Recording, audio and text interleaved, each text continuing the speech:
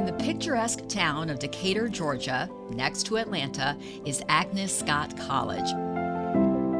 Opened in 1889, the school boasts beautiful buildings shaded by towering trees. The lush 100-acre all-women school is often used for movies and television shows. Agnes Scott is a thriving college community of 1,000 students recognized for its innovation, social mobility, and first-year experiences. And while Agnes Scott is thriving, other colleges can't count on booming enrollment numbers like they used to.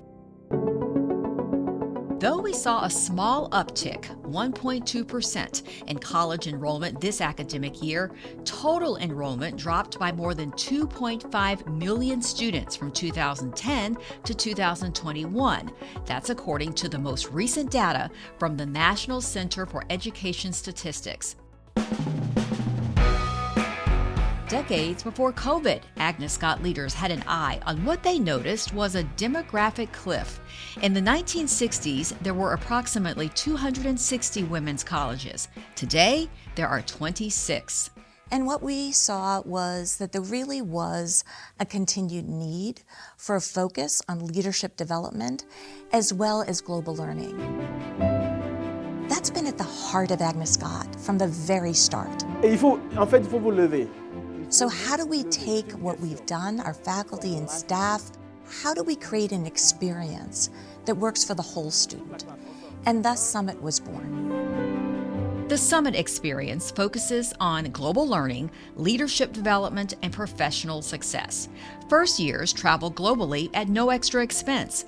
The experience broadens their perspective and opens their world to diverse viewpoints and cultures. During their second year, Scotties, as the students are called, intern at businesses and nonprofits in the Atlanta area, igniting passions and opening doors to new opportunities and possibilities. Hey, Leela. Hey, how are you? How are you? I'm good. How's the week going? Leela Reed wears many hats at Agnes Scott, including serving as a student tour guide. She loves talking and interacting with people, something she never would have imagined when she was in high school. College isn't for everyone, but everyone deserves the opportunity to go if they would like to. And I think that that's something that needs to be more talked about with students and families. Specifically Agnes Scott, I think it is a place for almost everyone. As long as you are willing to make a change and wanting to learn, you're gonna thrive at Agnes. And Leela was able to thrive and do well in her studies without worrying too much about finances. Many young people are shying away from college because of the expense, but not Leela. Agnes does a great job with making sure students feel supported to the most that they can. And they also offered a bunch of different outside scholarships that I felt like I could apply to and that I was able to do. And I just felt the constant support over and over again from them. So we made it work. Once she graduates from Agnes Scott, Leela will work on her master's at the University of Chicago's Crown Family School of Social Work, Policy, and Practice. National statistics show the economic value of a college degree. On average, bachelor's degree recipients earn 68% more a week than those with only a high school education. Also, the stats show the number of jobs needing a degree will continue to climb. Agnes Scott works with students to make college affordable and accessible. So part of it is talking about the fact that we actually provide merit-based scholarships as well as need-based scholarships. So by the time they get done and look at the real price, it is something that we really want it to be affordable for the student because we really want the students to be here. We also really believe that the education that the students get here, when they leave, that they'll be able to have success and social mobility afterward as well. Faith Lockhart received a music scholarship to Agnes Scott, but quickly discovered perfect harmony in the science lab. I want to be a clinical neuropsychologist, so that requires some sort of upper level degree to get in the door. And I saw that others around me were doing it. And I knew that specifically not a lot of people who looked like me got the degree of neuroscience. But a mentor once told me here that imposter syndrome is just not seeing enough representation around you. So I kind of really personified that and took that to heart and was like, okay, if I can see these people doing it and they're thriving, I can do it too. So I'm going to put my best foot out there. In the fall of 2024, she'll be starting her master's work in neuroscience at Penn State. I'm hoping to get my higher education, of course, but most of all, I'm hoping to really keep my ingenuity, keep my focus, and keep my advocacy, whether it's for people who look like me or people who don't look like me, in all fields that I go to, and mainly really fostering those connections. For me, that is a big thing.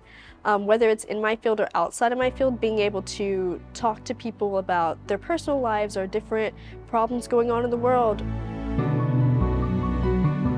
Another campus star, Madison Jennings, is a Rhodes Scholar. She exudes confidence, a self-assurance that was nurtured at Agnes Scott. Yeah, it's been very supportive. Not just the programs, but it's really the people, because it's so small. But being connected to my professors, sometimes I would be very stressed and a professor would email me, "I'm praying for you, I'm here for you."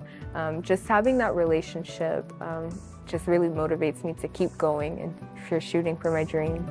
And Madison's dream was realized during her internship at the state capitol. Oh, public policy. I love policy analysis. I did an internship at the Georgia State Capitol, and seeing that process of how legislation moves, not just at the state level, but even at the federal level, it really interests me. Madison will soon leave the beautiful library on the Agnes Scott campus to study at the prestigious Oxford University in London. It's not everyone's goal to be a Rhodes Scholar, but Madison says for those who wish to go to college, no matter their goal, smaller is often better. I think so many times we think of these large campuses where you're just a number, but I would definitely point them in the direction of, something very small, very niche, and even historically women's colleges, having that focus in the curriculum. Fine-tuning it to their needs and their interests. So I think I would definitely point them into the direction of a very small and localized school. Madison Jennings, Faith Lockhart, and Leela Reed, 3 young ladies who excelled at one exceptional liberal arts school, proving that at a time of declining enrollment for many colleges, schools that provide an innovative and creative approach to education can rise to the top and provide a better bachelor's degree, one that produces exceptional scholars who dream, dare, and defy the odds.